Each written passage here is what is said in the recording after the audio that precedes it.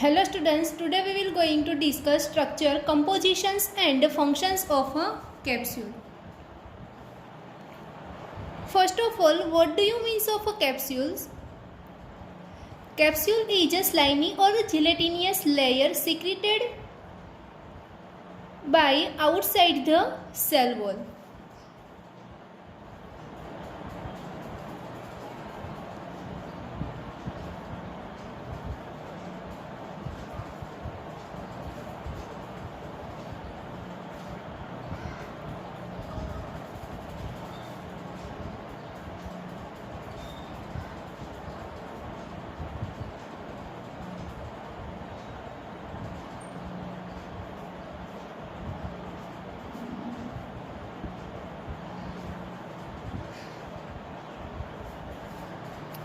Typical bacterial સેલ્સની વાત કરીએ.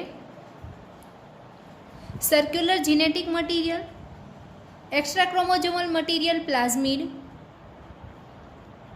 રાઇબોઝોમ, cytoplasmic inclusions, all are part of the cytoplasm. Next, cytoplasmic membrane or a plasma membrane, cell wall, and this layer is a capsule.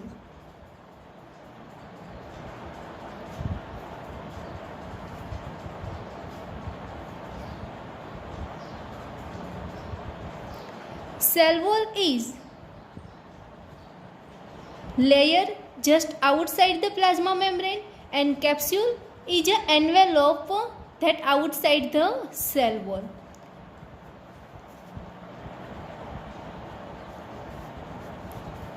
So first of all, what is a capsules?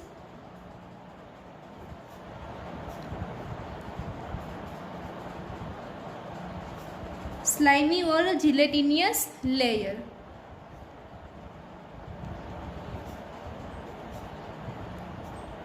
Secreted by the cells,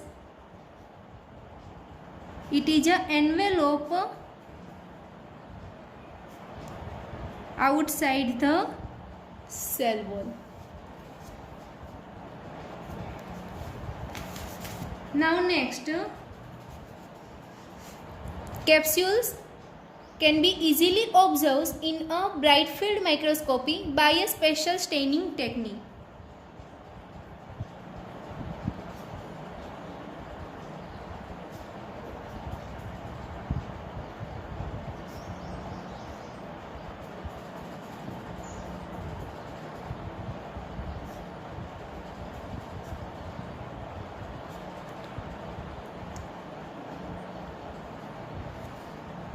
Under the light microscope, capsules mainly having two types.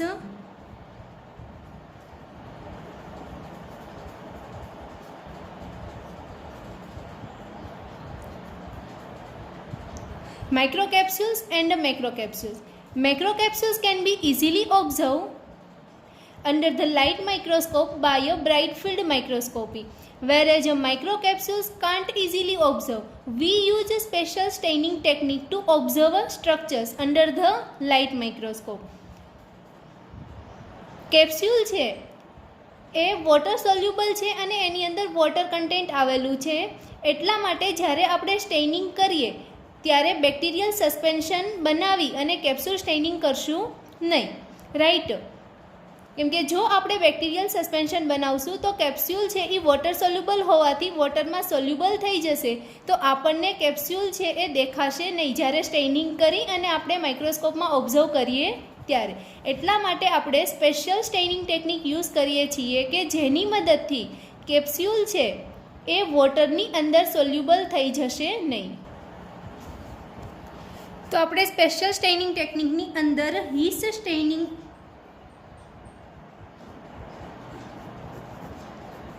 વાત કરીએ તો શું કરીએ છીએ? Clean glass લાઇટની ઉપર પહેલાં જે drop મૂકવાનું છે એ છે ક્રિસ્ટલ વાયોલેટ,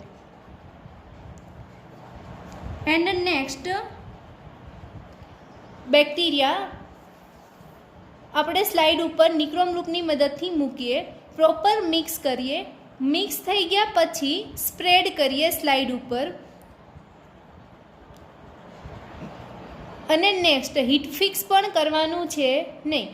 ત્યાર પછી એની અંદર એડ કરવાનું છે 20% CuSO4. 20% CuSO4 એડ કર્યા પછી એર ડ્રાય થવા દઈએ અને એર ડ્રાય થઈ જાય પછી ઓઇલ ઇમર્જન લેન્સમાં કેપ્સ્યુલને ઓબ્ઝર્વ કરી. તો અહીંયા આપણે સ્ટેનિંગ ટેકનિકમાં વોટરથી વોશ કરતા નથી કે બેક્ટેરિયલ સસ્પેન્શન છે એ યુઝ કરતા નથી, બિકોઝ કે કેપ્સ્યુલ છે એ વોટર સોલ્યુબલ છે. Now next chemical compositions of a capsules.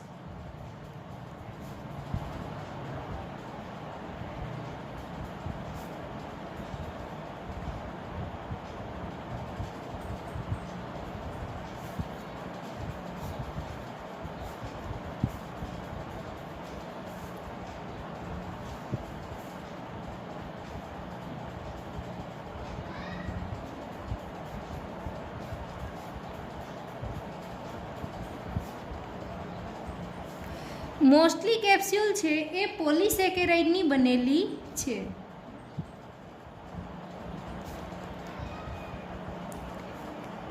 In rare cases capsules made up of a protein.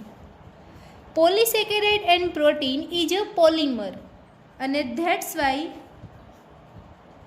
this substance known as a EPS.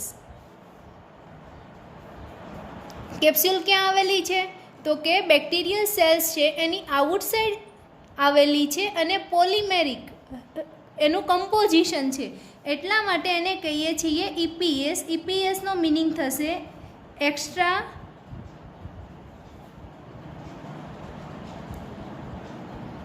Cellular polymeric substances.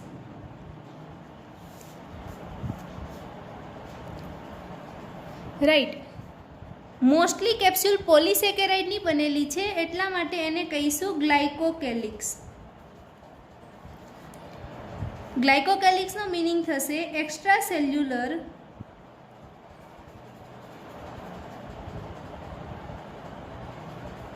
Polysaccharide. Polysaccharide substances છે એ કયા કયા હશે? તો કે dextran, levan, cellulose and protein સબસ્ટન્સની વાત કરીએ તો કે પ્રોટીન છે એ અમાઇનો એસિડ્સમાંથી બને, તો ડી અમાઇનો એસિડ્સમાંથી પ્રોટીન બને અને એ પ્રોટીનની મદદથી ઘણા બેક્ટેરિયાની અંદર સેલ વોલ બનતી હોય. તો હવે આપણે જોઈએ એક્ઝામ્પલ.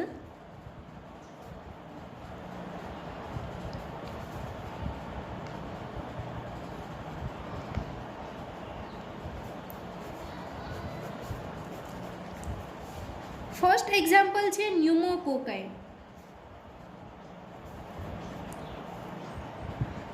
ન્યુમોકોકાઈ બેક્ટેરિયાની સેલ વોલ છે એ હેક્ઝોઝ યુરોનિક એસિડ્સ એન્ડ અમાઇનો શુગરની બનેલી છે. Now next સ્ટ્રેપ્ટોકોકાઈ.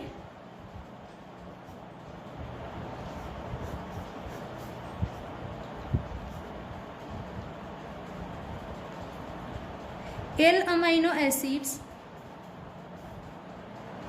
Next Bacillus anthracis.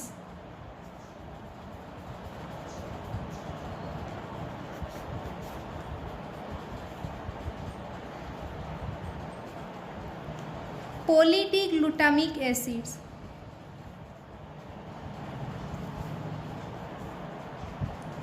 Next leuconostoc.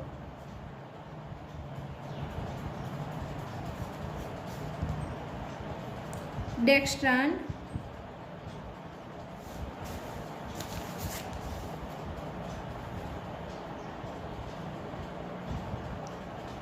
next Acetobacter xylenum,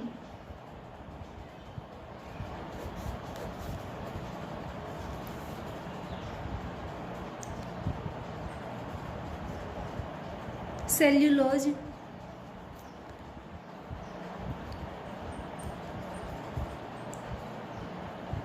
Streptococcus salivarius,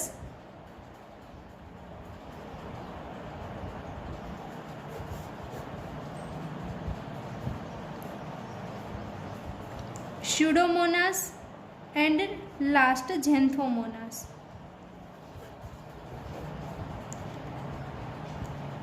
લીવાન. Levan is a polymer of a fructose. Cellulose and dextran is a polymer of a glucose. Polydiglutamic acid means amino acid, અને amino એસિડથી protein બને અને એની મદદથી capsule બને છે. રાઈટ. Now next, functions of capsules. Capsules provide protection against unfavourable environment. એટલે કે જ્યારે બેક્ટેરિયલ સેલ્સને અનફેવરેબલ એન્વાયરમેન્ટ હશે તો એ અનફેવરેબલ એન્વાયરમેન્ટથી બેક્ટેરિયાનું પ્રોટેક્શન કરે છે. Next,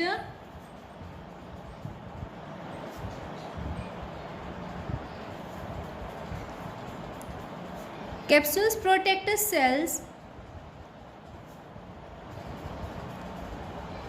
from pathogens to phagocytosis.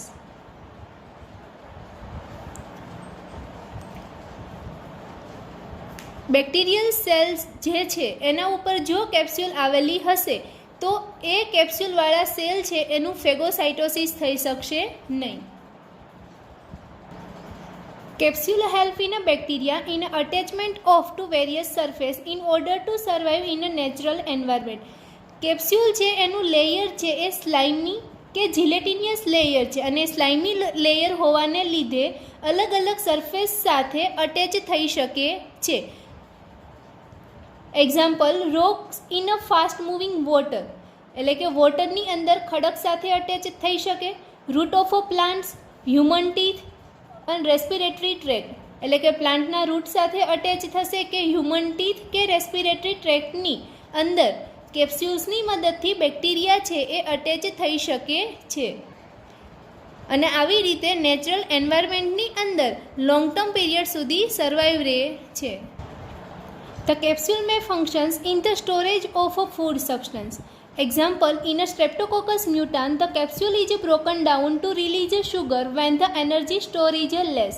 એટલે કે જ્યારે બેક્ટેરિયા છે એને ન્યુટ્રિયન્ટ છે એ ઓછા મળતા હોય એવી કન્ડિશન્સમાં સ્ટ્રેપ્ટોકોકસ મ્યુટાન્સ બેક્ટેરિયાની કેપ્સ્યુલ છે એ તૂટી જશે, અને કેપ્સ્યુલ તૂટવાને લીધે શુગર રિલીઝ થશે, અને એ શુગરમાંથી બેક્ટેરિયા છે એ પોતાની એનર્જી મેળવે.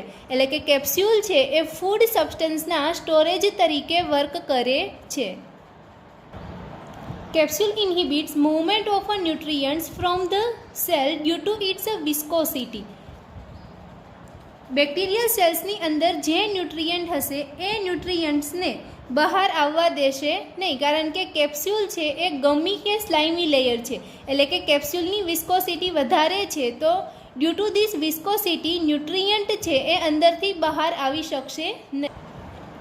Capsules contain about 98% of water, hence it also serve as a buffer against rapid influx of water in the cells and protect against dehydrations.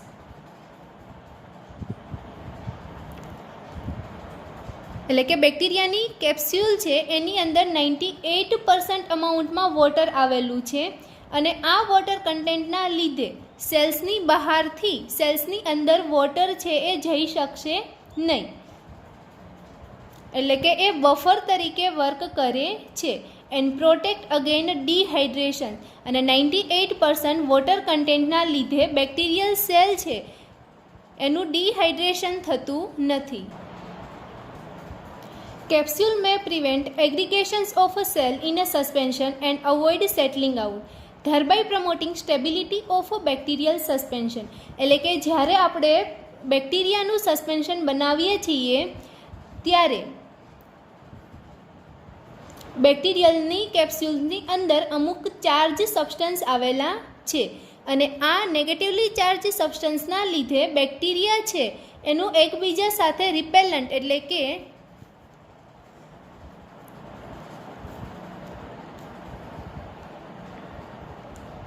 આ બેક્ટેરિયાની કેપ્સ્યુલ પર નેગેટિવ ચાર્જ છે, આ બેક્ટેરિયાની કેપ્સ્યુલમાં પણ નેગેટિવ ચાર્જ છે.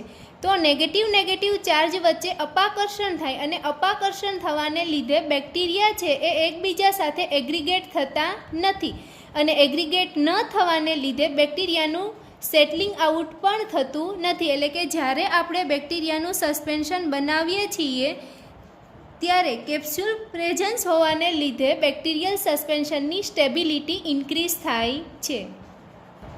The diverse types of a capsular polysaccharide function as an antigen and these capsular antigens help in their identification.